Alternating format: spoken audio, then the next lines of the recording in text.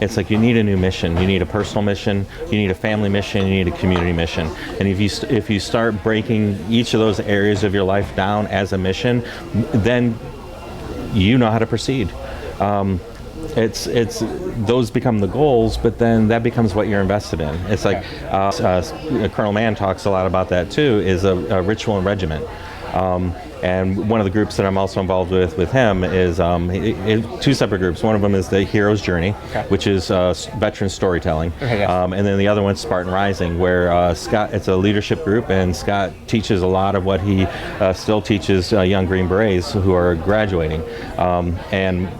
It's a lot of great stuff, but it's that ritual and regiment, and it's like if you organize these things and you build these things into your life, you free yourself up to focus on other things. There's ways to organize your life and structure some of these things so that way you also get the things you need, like rest and nutrition, looking at the entire health. So I mean, there's so many factors, like after an injury or like especially like TBIs and things like that. Stress and alcohol lowers your testosterone. If your testosterone bottoms out, your risk of suicide goes up, because there's this kind of weird relationship without what your body needs to go forward and to do things, and that suicidal thinking.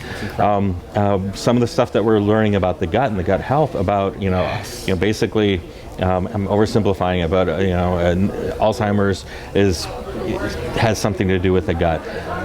The majority of our serotonin is produced in the gut, so our gut health is not varied enough. That's why the whole thing with probiotics and stuff, and then I'm sure you can get some physician out here to start arguing all that, but it's an area that's being pretty thoroughly researched, and there's really some really interesting findings.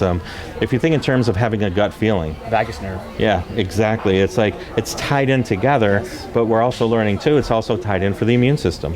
It's also tied in for serotonin and stuff. So when we eat stuff that's killing off the good bacteria, then we have problems, like taking antibiotics all the time, and now there was some tentative research that's with rats looking at some of the preservatives in food and how the nitrates act like antibiotics and kill things off.